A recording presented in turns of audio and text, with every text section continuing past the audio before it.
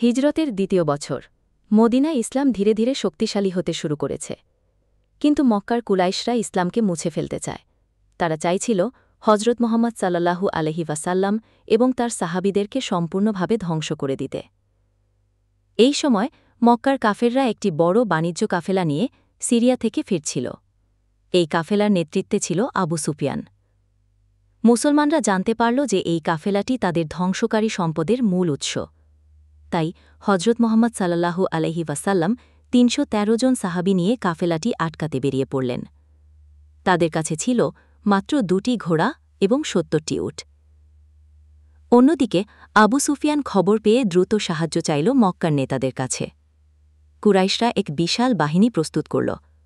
১,০০০ সৈন্য, ১০০ ঘোড়া এবং অনেক অস্ত্রশস্ত্র নিয়ে তারা মদিনার দিকে রওনা দিল। এই দুই বাহিনী বদর নামক স্থানে মুখোমুখি হল।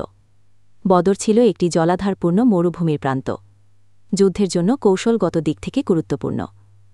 হজরত মুহাম্মদ সাল্লাল্লাহু আলাইহি ওয়াসাল্লাম সেখানেই তার সৈন্যদেরকে কৌশলে সাজালেন। যুদ্ধের আগের রাত মুসলমানদের মধ্যে আতঙ্ক ছিল, কারণ তারা ছিল সংখ্যায় অনেক কম। কিন্তু হজরত মুহাম্মদ সাল্লাল্লাহু আলাইহি ওয়াসাল্লাম সেই রাতে আল্লাহর দরবারে কেঁদে কেঁদে দোয়া করলেন। তিনি বললেন, হে আল্লাহ, যদি এই ছোট দলটি ধ্বংস হয়ে যায় তাহলে এই পৃথিবীতে আর কেউ তোমার নাম নিবে না।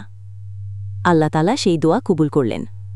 কুরআনে বলা হয়েছে, আল্লাহ ১,০০০ ফেরেশতা পাঠিয়েছিলেন মুসলমানদের সাহায্য করার জন্য। পরদিন সকালবেলা যুদ্ধ শুরু হল। প্রথমে ৩ জন সাহাবী একে একে মুশরিকদের ৩ জন যোদ্ধার সঙ্গে দ্বন্দ্বযুদ্ধে অংশ নিলেন। ৩ জনই বিজয়ী হলেন।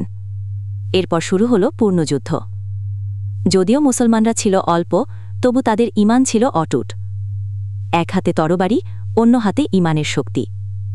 মুসলমানরা একে একে কাফেরদের ভেঙে ফেলল। কুরাইশ বাহিনীর অনেক শীর্ষ নেতা নিহত হল, যেমন আবু জাহল, উতবা, শায়বা। এই বিজয় ছিল শুধু একটি যুদ্ধ জয় নয়, এটি ছিল ঈমানের প্রথম বড় পরীক্ষা এবং তার সফল উত্তরণ। মুসলমানদের এই বিজয়ে প্রমাণ হল সংখ্যা নয়, বরং ঈমান ও আল্লাহর সাহায্যই হল আসল শক্তি।